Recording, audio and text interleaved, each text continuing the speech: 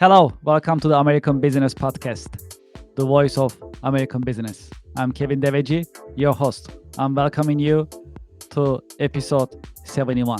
That is our first episode in season 3. We have a special guest today, and we'll talk about PR, publicity, and AI. All these popular subjects we'll cover, and we'll go in detail. Let's invite our guest and let's get the conversation started.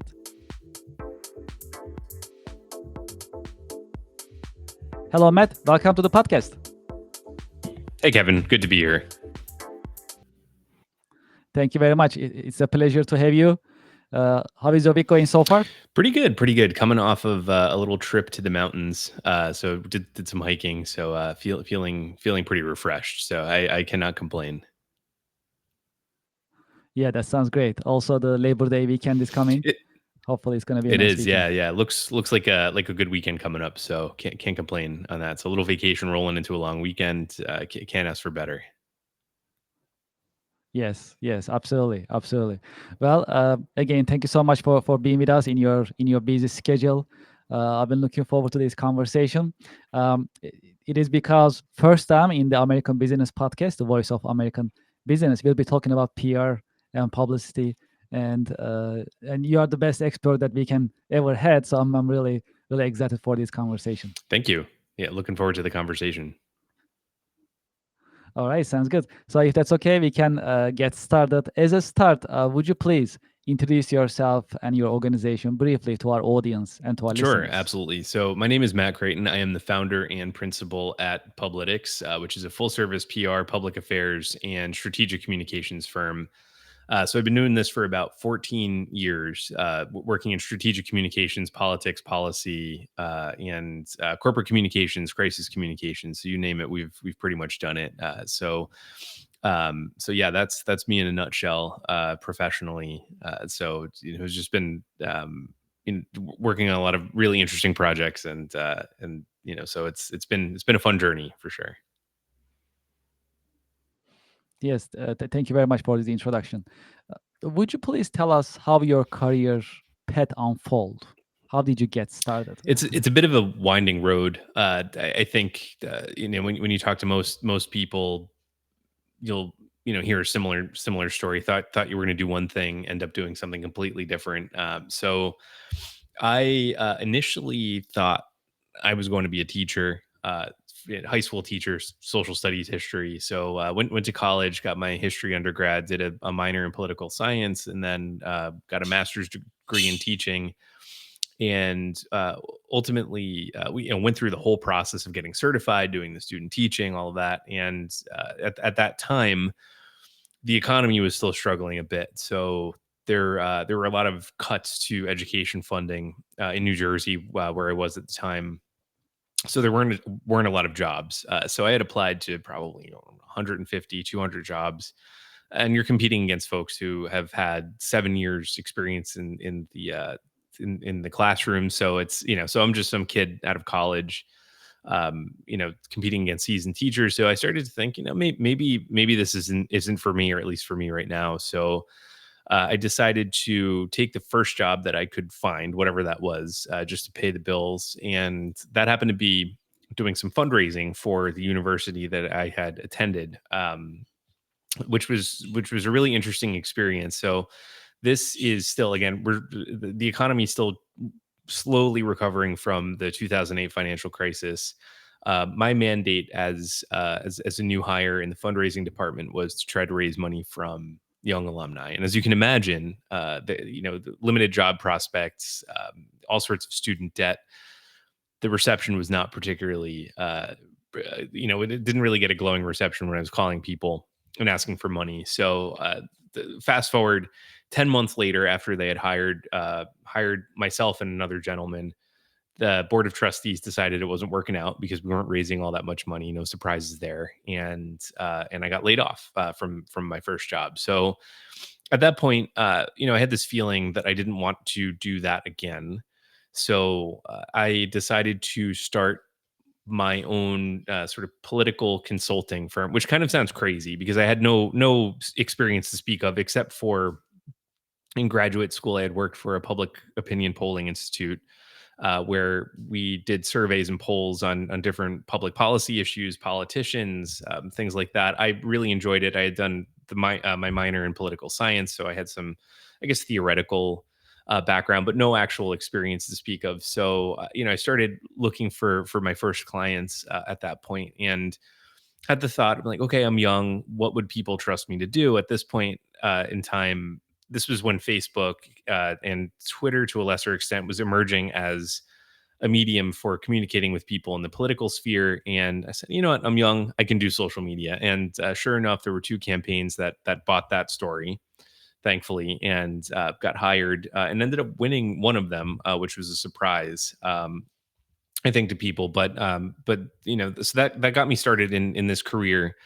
Met a lot of great people, was able to network a bunch, and 14, almost 14 years in now, I'm still doing this, and then I've expanded into corporate communications and other other areas where you need to essentially position a brand or a person or an executive. So it's definitely been an interesting journey. It's certainly not a straightforward journey, and between decided to start my own political consulting firm, and now there are a lot of bumps along the way, and it's been a bit of a roller coaster, but that's sort of where I how I got to where I am today. When you look at your work on daily basis, what are the challenging and exciting parts of your work that you can share with Yeah, I us? mean, it's pretty.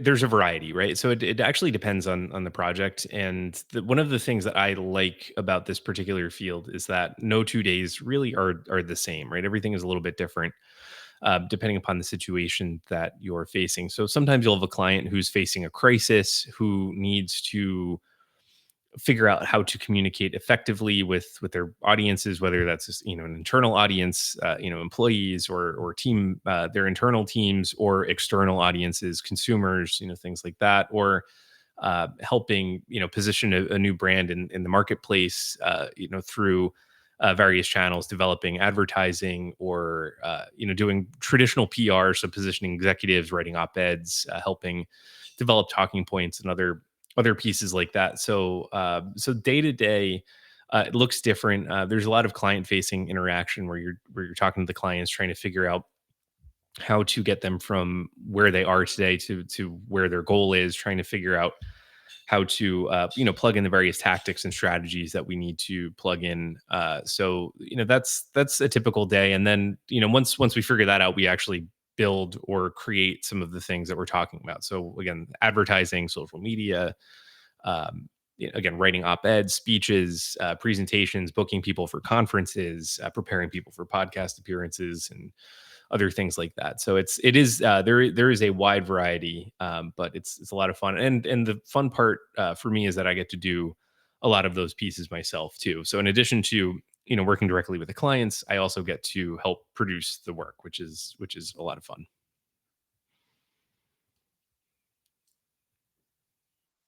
When you look at the PR industry in general, what is the state of the industry and any challenges that PR industry is having nowadays? Yeah, I think so. I think there are two parallel answers to that question. So there's the industry part. So PR is a business, and then there's the how do you do PR in this environment.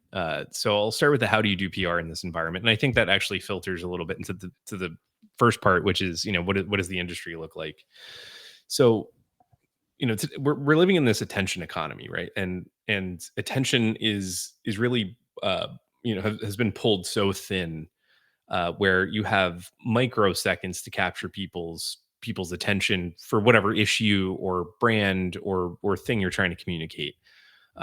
So I mean, if you think about the last time you were watching a movie, or anyone listening, if they if they think about the last time they were watching a movie, they were probably also looking at their phone too, right? And engaging with things on their phone as well, so you're pulled in a million different directions. So the question has become, how do you capture people's attention in a way that positions your client, your brand, your a politician, for example, in a way that's authentic, that's credible, that resonates with people, and that pulls people into the conversation. So that's become increasingly challenging. Again, given that attention spans are very short. Number one, number two, the media environment has become incredibly fragmented. So if you think about what we used to do in this industry, it was, you would essentially, and I'm going way back at this point, but like think about the 90s, for example. You'd send out a press release, right, on a big news topic, and then you would send that to a bunch of different outlets. It would get picked up in a newspaper or two, maybe, and you would reach a fair number of people, right? Or book someone for an interview on a morning television show or local news or national news, and you would get all sorts of exposure for that. That's still helpful, but the thing is, most eyeballs aren't on exclusively in those places now. You're paying attention to social media, you're paying attention to podcasts, you're paying attention to all these different spaces where you didn't have to think about previously. So it's a situation where you almost have to be everywhere all at once, and that's very difficult to do. So that's where, again, the attention piece comes in. When you are in these spaces, how can you say things that are meaningful and impactful enough to grab people's attention and to have your message stick in a way that makes sense? So that's become incredibly difficult, which has then altered the way the PR industry works, right? So again, and there used to be firms, again, that would exclusively sit there and pitch stories to journalists and get coverage, and then pull press clips, send that around to the client. That still is a piece of the puzzle, but now it's becoming more of a sort of an integrated practice with other areas, including marketing and and advertising, right? Traditional advertising. So you wouldn't think that a PR strategic communications firm necessarily, if you were talking to me again back in, let's say, 1990, you wouldn't expect to see much advertising work out of a firm like that, um, or market research type work in that space. And now you do. So you see, so the lines between your advertising firms, right? What you would see on Mad Men, the sort of Madison Avenue pitch, where you come in with this big, bold idea about how to advertise a product, and then the PR communications piece, both from an external and internal viewpoint. All of those things are becoming blurred because essentially you do need to be everywhere all at once. So as an industry, we've seen a lot of consolidation in the last 10 years where smaller firms are essentially getting vacuumed up by larger holding companies. So you have the Omnicoms of the world, or which is, again, a business model that worked for a while. I think we're starting to see some cracks in that model where my belief is that smaller is ultimately going to be better, smaller, more agile, more targeted, especially as technologies sort of catch up, and some of the sort of repetitive tasks that you would have to do in this industry can be essentially automated, or at least reasonably automated, or assisted or augmented by those technologies. So I think we're going to see a lot of continued consolidation. I think there's going to be a lot of turmoil in the industry more broadly, and a continued scramble to figure out where to squeeze profit out in these different places, and that's becoming more and more challenging. So again, how companies and other firms were dealing with this was that consolidation, right? You get those economies of scale, so you can kind of deal with the cost and essentially have a bigger marketing budget to put your firm in front of more people as a part of a collective. I think that worked for a while. I think we're going to start to see some struggle in that space as well, given that, again, the lines between all of these things are becoming blurred, and it's not especially clear what sort of tactics and strategies are needed in any given situation. So it's not like, again, you're going to an advertising firm saying, oh, well, the be all end all today is doing a broadcast television advertising campaign, right? That's a part of the puzzle, but it's not everything. So I think as an industry, it's going to be really interesting to see what happens, especially as AI and other technologies kind of take root and kind of push things forward that way.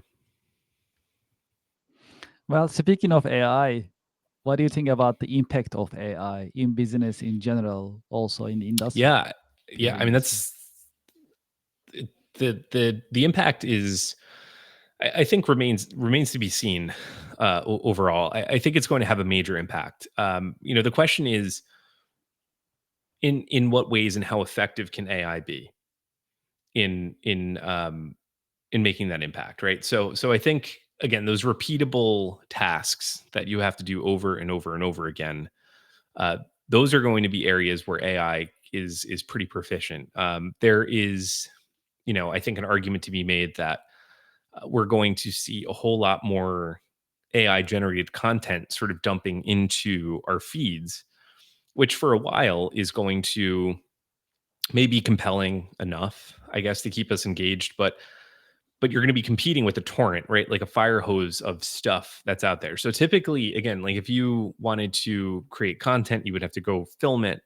You would have to, figure out shooting days. You'd have to edit. You'd have to clip it up and put it out on social media. I think AI, at a certain point, will do a reasonably good job of creating all of that sort of content itself. And then all of a sudden, it's like, okay, well, how do you stand out from the sheer volume of stuff that's going to be out there? So I think that's incredibly that's going to cause create a huge challenge. I think in terms of from a communications perspective, from a business perspective, I think it's going to really force leadership to rethink how they utilize human beings in these spaces. I think in an ideal world, and I'm not sure that we're going to get there, but in an ideal world, you have AI and that augments human beings doing their jobs, right? Because at this point, I think there are Mhm. certain spaces where human beings are still much better than these AI models. But at a certain point, if you keep pushing it as far as it can go, I think it sort of cannibalizes itself. So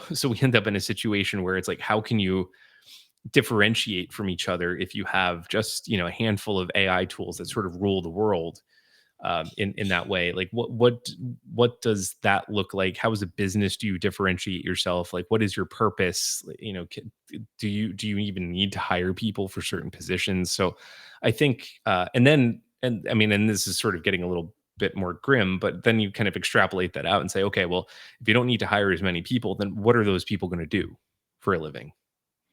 Right. And so if there's no employment there, then Yes. I mean, and I think the interesting thing is like the first, there is a first mover advantage here, right? So the first, a handful of firms that really figure this out and dial it in, both from the AI tool side, but then also the people who are using AI can profit pretty handsomely off of the technology. But as it becomes more accessible, and it is becoming more accessible to everybody, then and everyone has it, then what do you do, right? Like, what does that look like for the economy overall? So I Mhm. think those are actual questions that businesses are going to have to wrestle with, and from a policy perspective, I think that's worth thinking through too. Is what does that policy look like? How do we handle AI? How do we handle shifts in employment due to AI? And I'm not sure that anyone has an answer to that. I think people are paying it some lip service, but are we really digging in? Because I don't think we're that far Mhm. off from that situation. So it'll be an interesting couple of years here. Yes. Yes, that's how it looks like it in terms of us not being far in terms of really experiencing massive layoffs and changes in the business landscape. It, uh, it looks like it's actually pretty close. We are not talking about 10 years here, No. that's for sure. So and that also brings us to decide regulation of AI, how to regulate it, because eventually, to your point, there is going to be a couple of things going to happen. As how it looks like it. If all the companies utilize AI, and if there are certain number of AI companies really in terms of generative AI and the database and technologies, then when you generate something, you can tell it's from the Mhm. AI, right? And then the other way is to really prompt it well. And we had an event actually last week, Connection America, and we talk about these. And we had actually an editor join us for the business networking event that we organized Mhm. online. And I asked her the same thing in terms of having AI. Do they really need editorial services? Like, how are you gonna, or how are you planning to differentiate yourself? Well, actually, she took courses Mhm. for AI, how to prompt Mhm. AI. And when she's getting clients, she says, would you like me to use AI, or would you like me to just work as a human, just with my own insights and my creativity? So first gets the okay from the client and then utilize the AI or not to, create the content or editorial work and so on. So life is really changing. These are really changing times. And then now we are talking about humans and the AI, and I don't know what else we're gonna see, but these are massive foundational changes that we are experiencing. And to your point, that just big decisions will be made, not so far in terms of how to use AI, how to regulate it, where to put the limits, and so on. Yeah, I think it's a really hard question because you don't want to stifle innovation necessarily. At the same time, I Yes. think as a society we need to decide what matters and what we want for our society. So for example, if we believe that work is the primary way that human beings need to support themselves financially to make sure there's food on the table, roofs over the head, to the extent that people can even do that, based on the system that we have in this country. I would say that we need to do some really hard thinking about how much AI you let into these spaces or create some sort of incentive structure to keep people employed. Ultimately, if our thesis is in fact that employment is the primary way that people are going to survive, then we need to figure that out. If the answer is, as a society, we don't really care if people work or not, and there's some way to uh, fund, like minimum basic income, I think is something that's been kicked around. And again, I'm not saying that this is the Yes. right way or the wrong way. It just is something that's been kicked around as a way to deal with something like this. But Mhm. I actually, at the end of the day, don't necessarily think that that's particularly useful, because I don't think we've really had a society that doesn't have some level of career or work or something involved, right? Like, and so when you kind of remove that purpose from people's, or what we have conceived of as purpose in our lives, then things get really really difficult. So from that perspective, I think we need to start there as a society, and think about what we want that to look like, and then be very intentional about guiding things in a way that gets us closer to that vision. That being said, AI is great for a lot of different things, or could be great for a lot of different things. For example, curing disease. So using the power of AI to look for cures, or potential treatments for things that we previously haven't been able to treat. I think having the ability to do that makes a whole lot of sense. Having the ability to augment humans, I think that makes a heck of a lot of sense as well. Again, I think where we get into trouble is how much of that do we allow into the workplace, and how do you put those guardrails up? At this point, I'm not sure as a country, or from a policy making perspective, we have the capacity to do that at all. Like, so I think what we're seeing right now is, I mean, the attitude is just, well, let it go, let it rip, and see what happens. I know certain states are trying to do different things to potentially put some of those guardrails up. But I think, again, that's going to be a bit of a patchwork, and I think a bigger solution is needed. The second piece of it too is, as with any technology, it does have I mean, beyond work, beyond being able to make a living, and the economic impacts, is I think there are other human impacts that exist.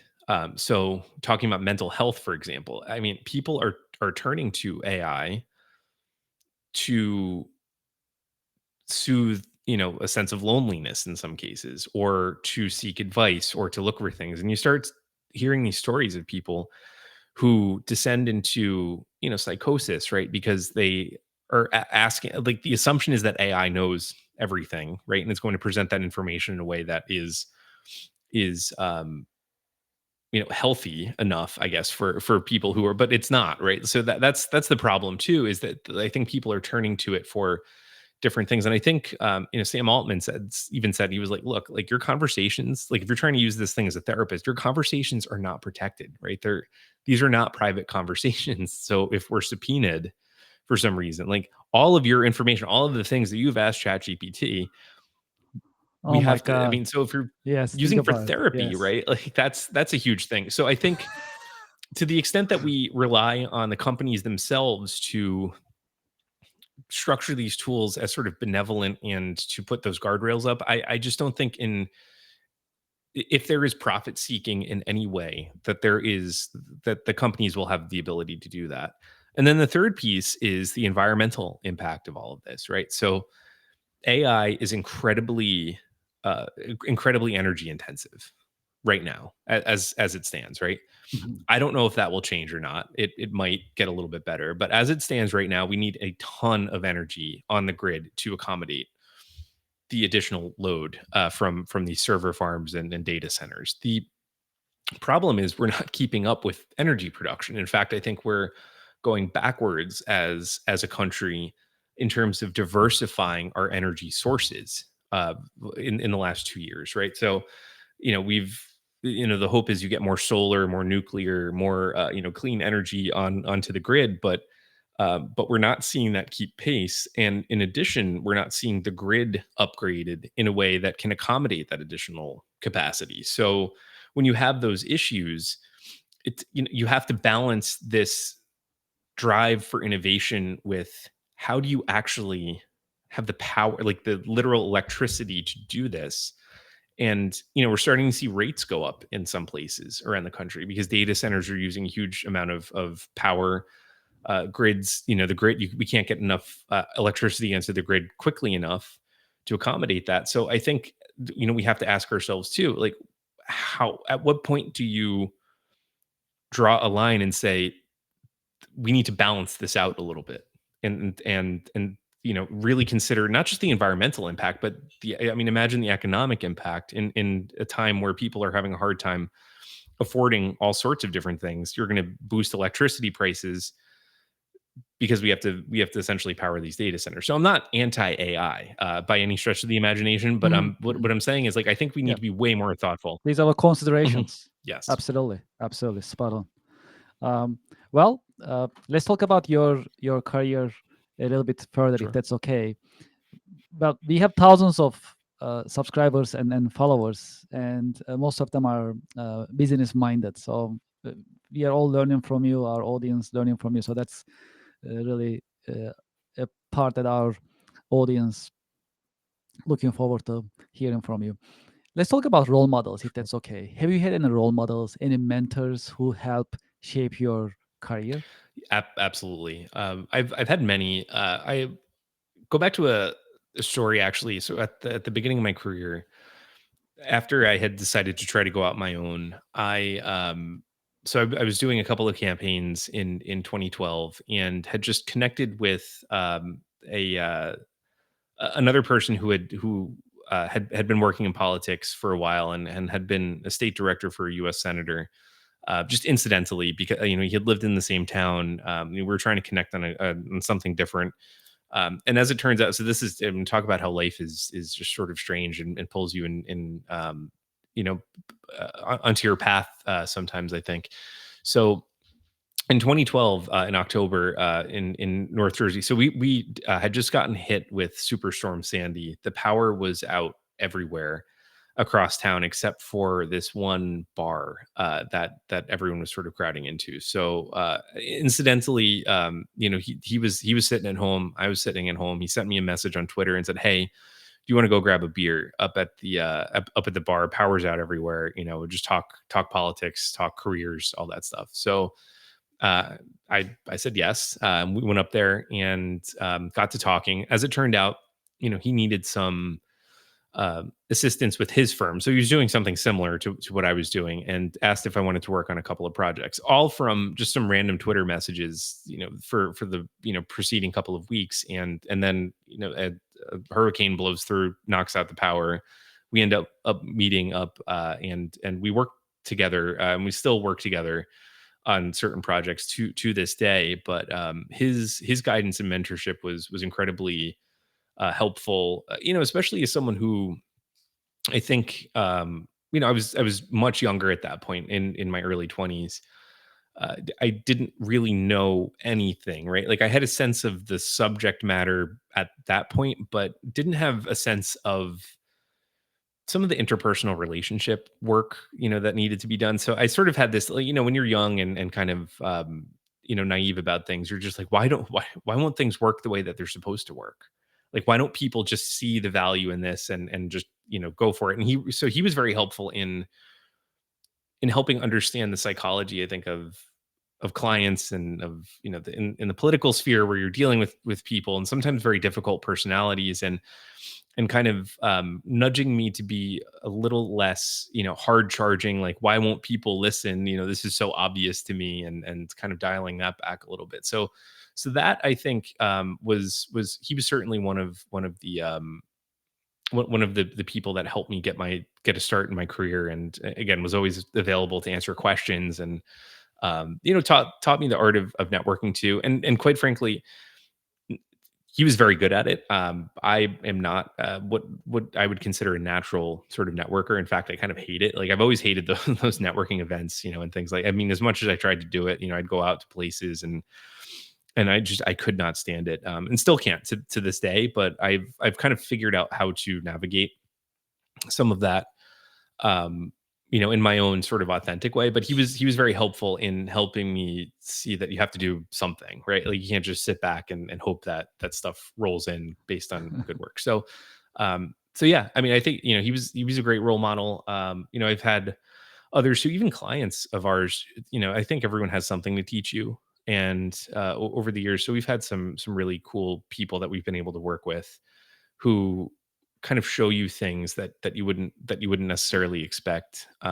So yeah, I mean, I, again, I've had the opportunity to work with a lot of really interesting people, and to sort of pick their brain on a lot of different things. And again, you never know who that's going to be. I mean, it could be just some random person in a coffee shop you run into one day, who says something that just gets your True. brain working in a different way, and you may never see them again, but maybe they had something significant to offer. And so yeah, I mean, I've found that throughout my career. But yeah, I would say that's a big one starting out. If there is one key career lesson that you learned the hard way, what would it be? There's so many.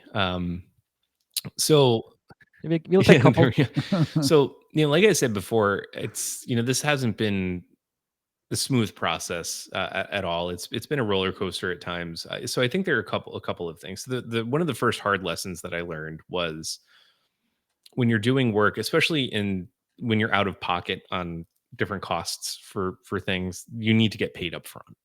So one of the first clients that I had, there was an issue with a campaign manager who refused to pay for a TV commercial that we had produced. So I had to find a way to pay the production crew, the editor, all of that stuff, because I couldn't do it myself. I was a sort of solo act at that point, so I couldn't shoot and do the whole thing. We needed a whole crew. So we brought in some people that I knew. We shot the ad. All sorts of issues along the way with that, and at the end of it, the campaign managers refused to pay. Um, so instead of instead of not paying the production crew, I dipped in my savings and I paid them, because it was my mess up, my screw up, that I didn't get paid up front, and ended up eating that cost, and very nearly lost the business, and had to go, close up shop, and essentially go get a job. So that was an early, and thankfully, that didn't happen. But it was a close shave with the death of a business there, potentially. So I think getting paid up front is important. Another piece of advice, I think, or challenge that I've had over the years, is this idea that time, right? Trading time for money. And it's taken me a long time. So, as again, as a young business owner, and I still struggle with it to this day, where and I actually had a conversation with a colleague about this, who was many years into her career as well, and she was talking to another person who was, decades into their career. And I think the reality is, like, when you run a business, I think early on I had this sense that, like, well, if I just get to a certain point, then I'll feel more settled. I'll feel more stable. I'll feel like I've made it. And consistently, I've gone through phases where it's like, okay, everything feels pretty good right now. We've got a lot of business coming in, things feel great. Maybe some of the clients are difficult, but then you always go back to, I got to hustle. I got to find more business. I'm feeling very kind of vulnerable and stuck at points, and nervous about how the business is going to progress or what it's going to look like. And that conversation, I think, was more or less like, yeah, I think everyone who has ever run a business or started a business kind of feels that, like, doesn't feel ever completely settled. I mean, even if you're making $1 billion a year, I think there's still some sense of, you could always be doing more. So kind of battling back against that and trying to focus in on what really matters, I think has been a bit of a challenge. And then really learning that value doesn't come from the amount of time that you spend on something. It comes from the actual advice that you give and the value. So there was a really famous story that so Sigmund Freud's nephew, this guy Edward Bernays, he was sort of coined the father of modern PR. And the story goes, and I'm probably messing it up a little bit, but the story goes is he was brought in to deal with this really difficult issue for a company. And um, so they sit around the boardroom table, they give him all of the information, he sits there, thinks for a moment, and then they say, well, what should we do? And his response was, do nothing. And I think it was one of the executives in the room was like, well, we paid you all this money to come in here and do work and figure out a solution to this. And he said, do nothing. Right? You're not paying me for the amount of time it took me to come up with the answer. You're paying for the answer. And the answer in this case is do nothing. Because if you do nothing, this will all pass and you won't lose a ton of money and resources in trying to over engineer some solution to this particular issue, right? All you have to do is nothing in this particular situation. He's like, and that is the value of it. So even though it took me 5 minutes to come up with, it's still valuable based on experience, based on having seen this before, based on sort of wisdom and knowledge. And so I've kind of carried that with me and have struggled to implement that at points in my career. So it's just like, oh, we have to hustle. Mhm. We have to, be on 24/7. We have to be, at everyone's beck and call. You can't take vacations. I mean, I didn't take vacation for like 10 years, which is insane and not healthy, and I wouldn't recommend it to anybody. And I know there are going to be a lot of people out there who disagree with me because you see it on social media a lot, right? All these sort of entrepreneurs running around saying like, I hustle, I wake up at 4 a.m, I do my ice plunge, and then and then work for 40 hours every couple of days, and then I just hustle, and it's like, that's not sustainable. I think that is not a sustainable pace. So in terms of advice for people who are trying to do this, it's about finding that balance, and those lessons are really hard fought sometimes. And keeping perspective is really hard because the entire world is telling you that you need to be on 24/7, you need to be a certain way. And it's I think a lot of it's just about trying to find your authentic path in things. And again, it's not going to be perfect, it's not going to be pretty, and it's going to be nerve-wracking at times, but yeah, I think for the most part it pans out, if you have the stomach for it. So Well, uh, what are the interests and passions that you have outside of working? sure. So like I said, we just got back from a couple days in the mountains hiking. So I really enjoy hiking, just kind of being outdoors in general. So whatever that is, going to the beach. I used to surf a lot, to pick that up back up a little bit in the spring. Golf is always kind of a fun hobby, a fun but frustrating hobby sometimes. And then music, so play a little guitar. So those are and then reading and so I think, yeah, those are the predominant interests outside of work, and just trying to enjoy life as much as possible. Well, in professional world, we always have some challenges, and also sometimes we struggle. This is pretty common in professional world. Well, from your point of view, what is the best way to stay motivated and inspired at work?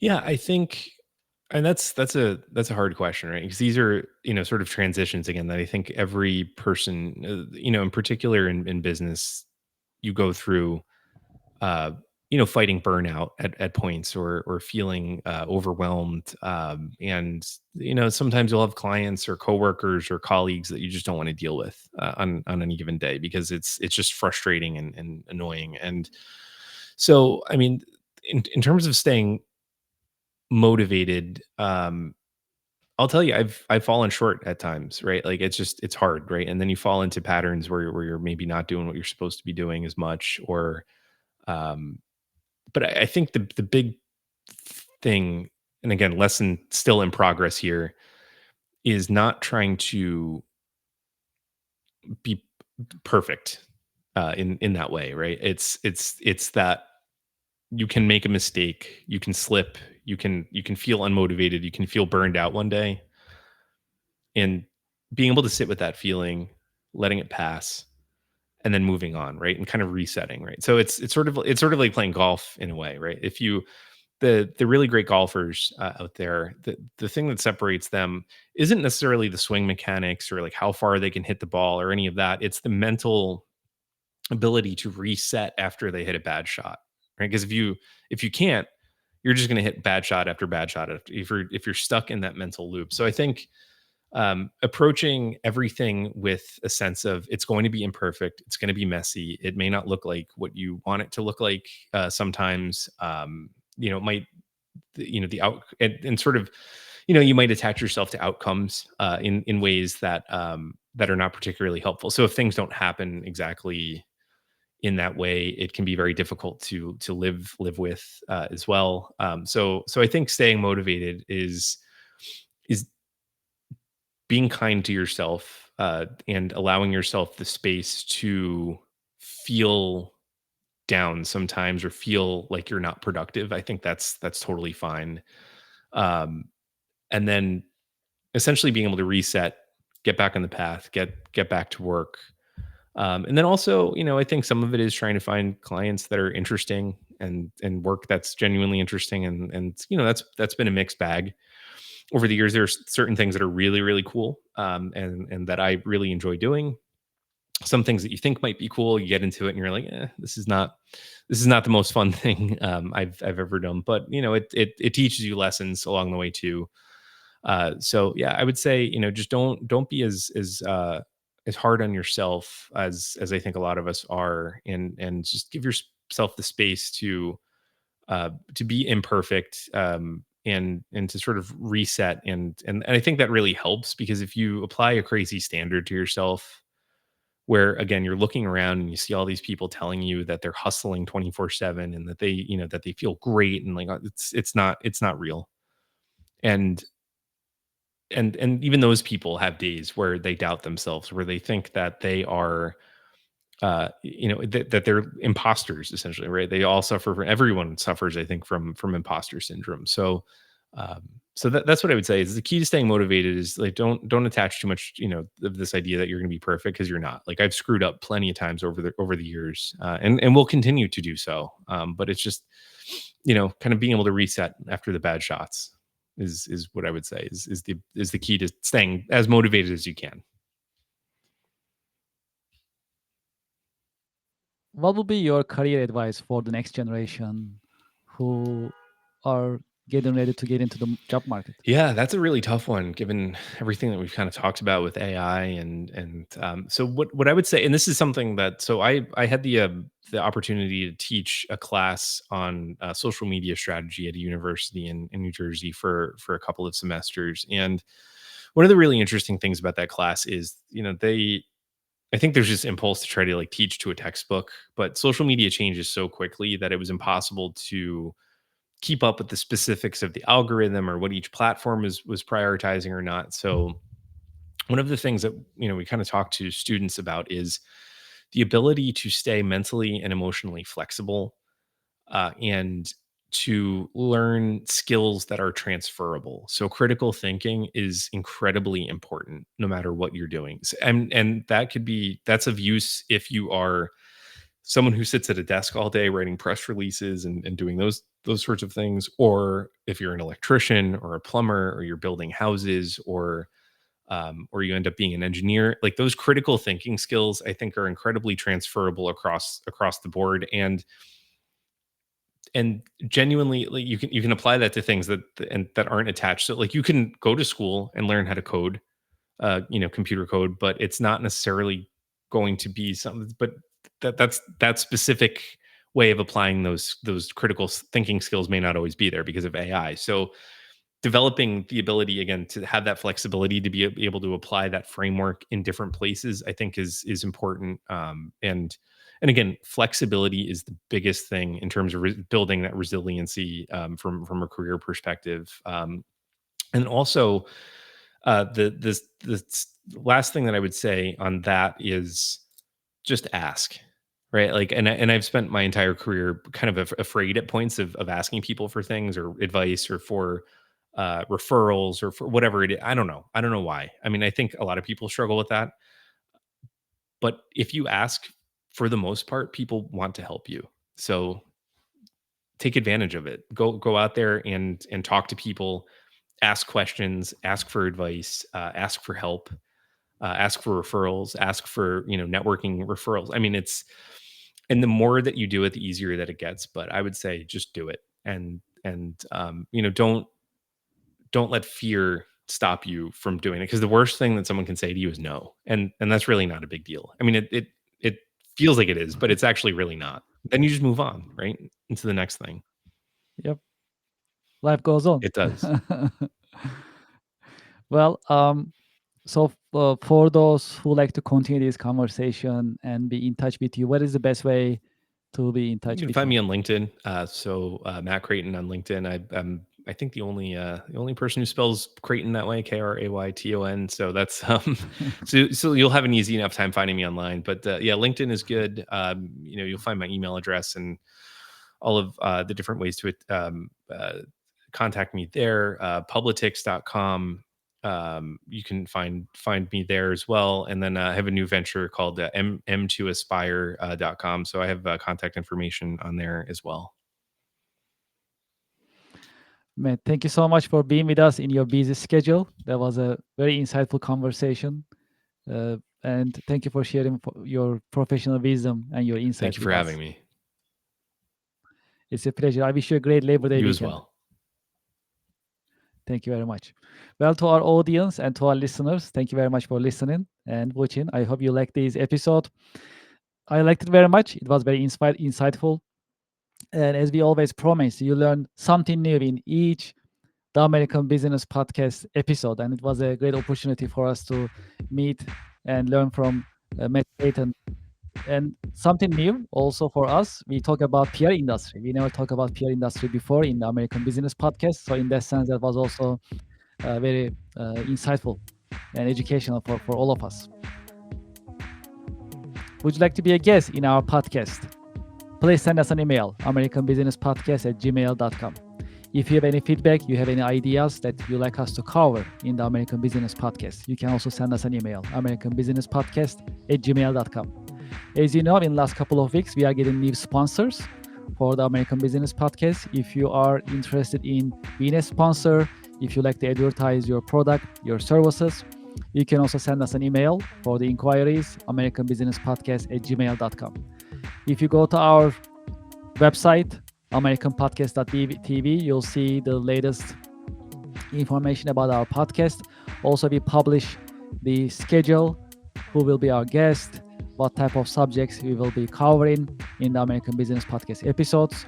You can see all these information available on our website, americanpodcast.tv. A couple of weeks ago, we got the YouTube Silver Award. We have more than 100,000 YouTube subscribers. Thank you very much for your support. And we are growing fast. Our subscriber base is growing. We are getting new sponsors, new advertisers. And we also right now a new membership program, ABP membership program, that we appreciate your support. If you haven't done so, please go to our YouTube channel. I have the YouTube channel QR code right here. You can scan these. If you haven't done so, please go to our YouTube channel and subscribe. We truly appreciate it. And if you feel generous, Please share your comments as well. We talk about very popular subjects such as AI, such as career path, how to choose your career path, how to design it. Please share your thoughts. That's really meaningful for us. Well, what else is happening? We have new sponsors. Let's talk about them. Let's introduce them. Ms. Excel, our latest sponsor. If you are interested in learning Excel and other Microsoft software systems in a fun and enjoyable way, you can consider Ms. Excel. I have the QR code on the screen that you can scan and you can connect. This is very helpful in that sense because Excel is very helpful. We all use, but learning it in a fun and enjoyable way is also a new experience. You can scan this QR code on the screen. We also have a discount code coming from the American Business Podcast, ABP 2025. When you are checking out, please make sure to put this discount code and enjoy the discount coming from the American Business Podcast through the discount code. If you are in the market for an ERP software system, you can consider iTech Consulting Inc. iTech is specialized in SAP ERP, Oracle ERP, and Microsoft Business Central ERP software systems. They install, implement, configure, and support ERP software systems of SAP, Oracle, and Microsoft Business Central. They have a great team and it's a reliable company. I have their QR code on the screen. If you scan it, it'll take you to their website. You can learn more about their services and the company. And if you get in touch with them, make sure you heard about them from the American Business Podcast. If you are in the market for a CRM software, for email blasting, for press release preparations, for sales pipeline management, social media management, consider the Marvelous CRM software system. That's an AI-powered CRM software, comes with email blasting, SMS text messaging blasting, sales pipeline management, and unlimited contact management, your prospects, your customers, your leads. You can manage all of these on the software system. Moreover, the software also offers a website design capabilities. You can design your own website. You can design your funnels, your surveys, your forms to collect data, applications, or lead generation. And the entire system is permission-based, and it comes with a marketing workflow engine to automate, digitize your marketing and sales processes. I have the QR code on the screen. You can scan the QR code, and it'll take you to the website of the Marvelous CRM software, and you can learn more about it, and you can subscribe to the software on the same page as well. If you are in the market for an IP VPN service, you can consider IPVANISH software. I also use IPVANISH. That's a solid system. And if you are in need of a VPN software for a safe surfing and using internet, that's a good option. You can scan this QR code and you can learn more about their offering. And if you're interested, you can also subscribe. Last week, we finished the Connectional America online networking event. I also had the pleasure of hosting the networking event. We publish all these recordings on our YouTube channel. We had about 7 professionals join us, and we had these online networking on the American Business Podcast. You can watch it on YouTube. And if you're interested in introducing yourself, your company, and your services, the next one is scheduled for September 19. Please scan this QR code and register. That's a great opportunity. We only have 7 seats. That's it. 7 business professionals. You'll be in front of the American Business Podcast followers, subscribers, and supporters. Thousands of business-minded professionals. So that's a great opportunity. It is online. You can connect from anywhere. You can be in North America, anywhere in the world, really. We welcome any business professional who would like to join us, introduce products, services that their company offers. QR code is on the screen, and I hope you can join us. And last month, at the end of last month, we started our membership program. We need your support. We truly appreciate your support. You can scan this QR code, and this QR code will take you to the ABP membership page. We have different membership programs that you can consider, and each membership comes with a benefit. You can see also a list of benefits as well. As a thank you, we love to also offer these benefits to you in different forms to help you introduce yourself, promote yourself in the in the podcast or your business, for example, we have corporate membership option as well. Or you can just be a supporter, which is also great for us. We truly appreciate it. Any form of support in the form of membership is truly appreciated. Please scan this QR code and join the American Business Podcast ABP membership program. Well, that's it for today. Thank you very much for listening. Thank you for watching. I wish you a happy Labor Day weekend. Thank you very much. Have a great day.